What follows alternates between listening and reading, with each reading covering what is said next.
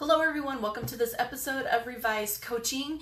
My name is Christy Browning and I'm your coach and content creator at Content by Request, which is who's bringing you this video today. So I'm excited to talk about something that's near and dear to my heart, and that is helping small businesses and nonprofits especially how to focus our efforts to get our message across all of these marketing opportunities that we have, whether it's social media, or generating and creating opportunities, maybe even in print or through commercials or radio or billboards or you name it. And we can feel very overwhelmed very quickly when it comes to knowing where we should be applying our efforts, where we should be applying our dollars. And if you're like any other small business in the world, you are watching those dollars carefully. And so you want to apply them in a way that is smart. And you want to know that when you do that marketing effort, you're getting some sort of results from it. And so a lot of people are throwing money into Facebook ads and sponsored content, which is fantastic. And it's so great that we have an online opportunity to promote our message. But just doing that alone doesn't always mean that you're going to get the big bang for your buck. So how do we really focus that in and get a concentrated, results-oriented effort on our content? More importantly, how do we take the little bit of time that you have, the little bit of resources that you have, to apply that in a way that gets the message across? So I'm going to give you a couple of tips today, because unfortunately there's not an all-in answer. I wish I could just tell you that if you applied all of your efforts to Facebook, or all your efforts to email marketing, or all your efforts to the latest radio ad, that you would have all the success in the world. But it just doesn't quite work like that.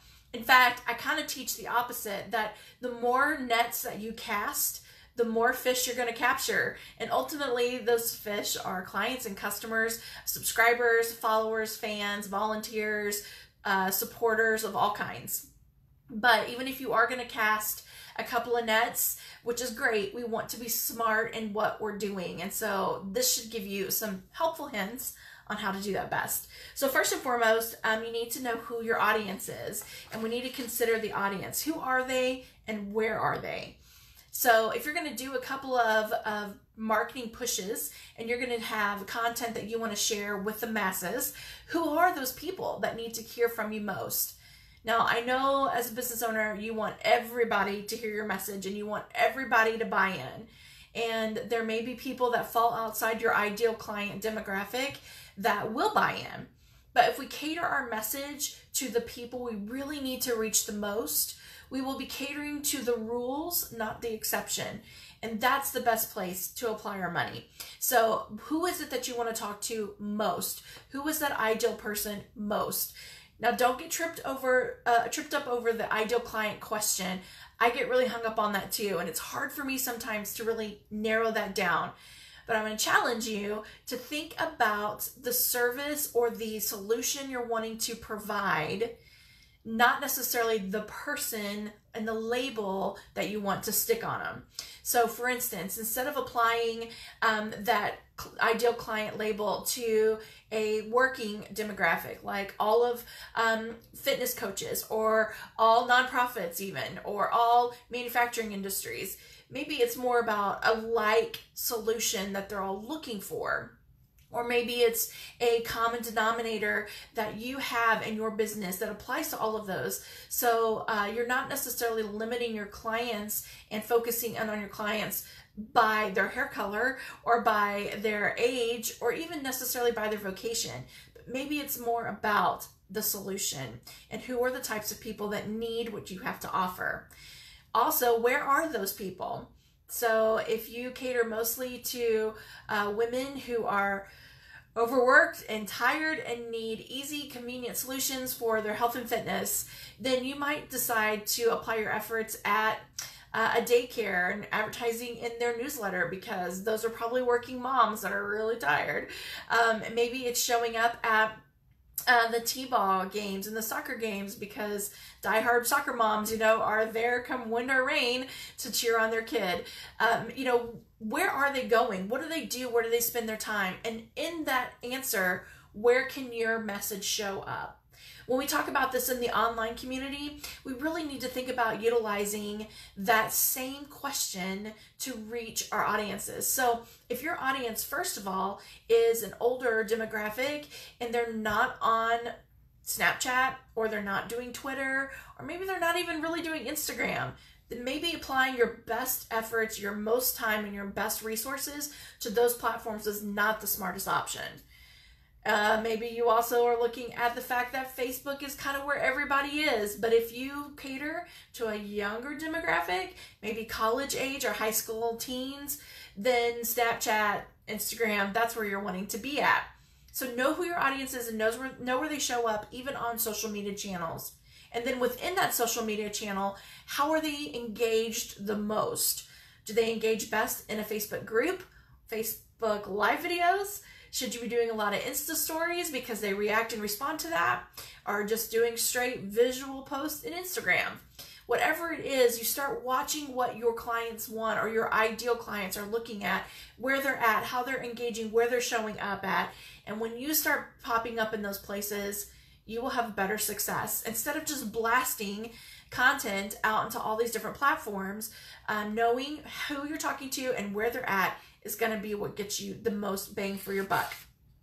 Second thing to ask yourself is, how do you feel comfortable in doing this sort of message promotion? What can you do that you're already comfortable with? So what platforms do you already know? Who do you already know? Do you already know the local daycare gal who runs that? Do you already know some of the soccer coaches that you could get in with and do some sponsorships? What are you already doing, or where are you already at, or who do you already know? What connections do you already have to help you with that? And again, maybe there are certain platforms or certain programs that you feel more comfortable with. The whole thing in doing what you're doing is you want to do it consistently and you want to do it well. So you can learn other social media platforms, you can learn other programs, and you can go make friendships and connections and relationships with other people. And you want to do that. You want to grow your knowledge base and you want to grow your circle of influence. But you have to start with what you know, and you have to be able to commit to it confidently so that you know that you're able to get the message out. If you decided that the best thing you could do would be to be on 5 social media platforms, that may very well be what the best thing is. But if you don't know those platforms and you don't have the time to post to those platforms, and you're not able to confidently and consistently show up there, then it doesn't really matter. What matters most is that you maybe pick one platform that you think will work for you, that you know, that you're comfortable with, and you put your concentrated effort there until you can expand to the next thing. So what do you already know? What do you feel comfortable with? And what do you feel like you can keep up with? So I was on Twitter when I first launched my business several years ago, and I found out that that's really not where my audience is engaged the most or responding the most. That was one big reason why I took away Twitter. But another reason why I stepped away from Twitter was it requires almost a real-time interaction.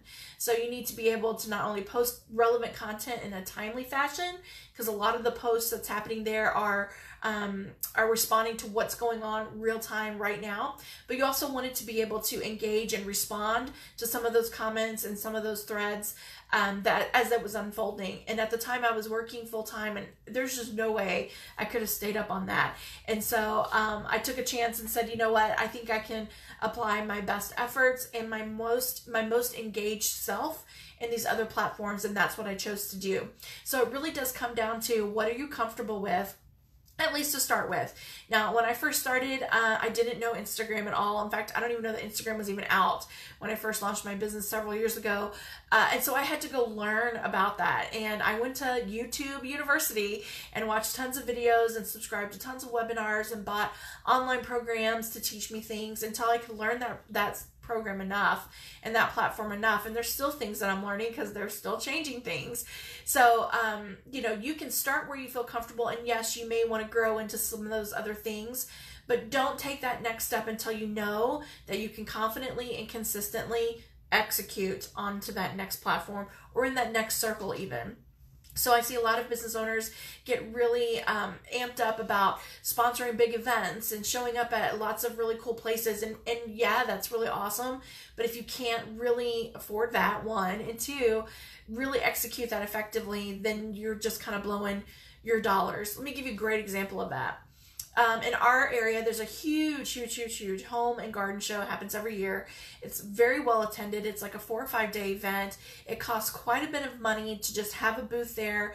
But on top of all that, each booth usually has a freebie, a takeaway, you're printing materials, you're buying candy, you're buying giveaway stuff. There's a lot of money that goes into it. Plus you're taking all that time away from the office to be at the booth. And so that's money spent obviously as well. And who can be at those things without spending your own money buying stuff, right? So there's a lot of money that goes into this couple of days. There are tons of people and there are great faces to meet and see and greet. But if that is not where your clients are showing up, then it's not worth the money. If you're not able to put together a professional feel and to really deliver and capitalize on your booth presence, it's not worth the money. And if you do not have the manpower or the ability or a process in place to follow up with all of the leads and contacts you would have made at that event, you have to consider if it's really worth the money. So all of those things kind of get factored into your audience and your comfortability. What can you do effectively, consistently, and confidently in whatever space that you're going to show up in? And then the third thing is, what is going to convert those fans? So it's one thing to post a lot of stuff on social media. It's a whole nother thing to get people to leave their social media app and go to your website or go to your online store or find you on Etsy or eBay or wherever it is that you may live online. It's one thing to have a great banner that's hanging out over the soccer field, but it's a whole nother thing when that soccer mom gets up and goes to your storefront or walks into your shop or searches you out online. You want to convert. You want to move those people from where they're introduced at to coming in and being followers, subscribers, and buyers. And what does that for you? You may find that a whole lot of Facebook ads may get a lot of great traffic to your page, but then the content you're posting on your page isn't converting those people to travel over to your website and purchase something or sign up for something or get on your webinar or whatever it is that you offer. So what is the whole process? What is converting them over? That has to be a huge part of your decision making when it comes to what you do and where. One of the things that I've found that have worked the best for me and my audience has been videos, really good blogs, and really great email marketing. And so what that looks like is I create a really cool video. I'll probably tag it into a blog post where they can read the blog, watch the video with a really great call to action that encourages them to sign up for my email newsletter, or in that blog, I'm encouraging them to check out my latest book or sign up for some of our services. And then guess what? That stuff's also getting shared in my email newsletter, repurposed, reformatted so that it's fresh for my email subscribers. But we're reincorporating that same message, and hopefully we're watching the numbers on that email for people to click and go back here to check it out again. So whatever it is, you want to know what is really converting. Now, again, I wish I could tell you that there was this super magical formula that you could follow and you would know all the answers to these 3 questions. But really, a lot of it is trial and error. And we have to be willing to just kind of try some stuff out. Like me, I tried Twitter. It was pretty cool. I learned a lot. It's a neat platform, but it wasn't for me. And so I moved on. I also got into Periscope. I don't know if you remember way back in the day. That was the live video thing before Facebook Live came out and Insta Stories and all that good stuff. And I did it. It was hard for me to keep up with it, so I didn't do it anymore. I waited, and then Facebook Live came out, and so that worked a little bit better for me. So you have to kind of try stuff out, get to know it, try it out, and do it for a little while so you have a track record to look back at and you can see what sort of numbers you're getting. So your very first Facebook Live video is not going to hopefully, it would be great if it brought thousands of viewers to your Facebook Live video, but it's probably not on your first video or your second video or your third video. So keep trying it over the long haul. Watch what you're doing, track what you're doing, write it down, and see how it works out for you. See if you are finding your audience, see if you're comfortable with it and can execute it consistently. and then see how that's converting. Are you getting people to engage? And then from the engagement, are you able to then convert them to followers and buyers and subscribers? Ultimately, if you're looking to market yourself, that's ultimately what you want. That's the whole point of marketing, is to convert people who see you, hear you, know you, to actually go spend money with you. And so whether that's out of the ball field, showing up in a magazine, whether that's being a sponsor at a big event, having a booth, showing up on Facebook, whatever it is, it's all marketing. It's all recognition. It's all getting yourself in front of your potential customers and clients. But the real question is, who are those customers and clients? How can I show up for them consistently? What's going to make the most impact for my business? And what can I try today to help me know if it works or not? So if you're looking for some more help on how to learn content creation and how to do that effectively, you can head on over to contentbyrequest.com. And there you'll find more videos like this, as well as blogs and articles to help you navigate the content world. And while you're there, you can also check out our coaching page for Revised Coaching, a program that we offer to small business owners to help them navigate the whole concept of owning a business. And we offer tips and accountability, motivation, really valuable resources, and coaching videos like this to help them be even better. If you're over on Content by Request, make sure you sign up for our email newsletter. We're going to be sending out some great content to you that's just coming out in the inbox. You won't find it anywhere else. So make sure you subscribe, like, and share this video, and we'll catch you on the next episode of Revised Coaching TV.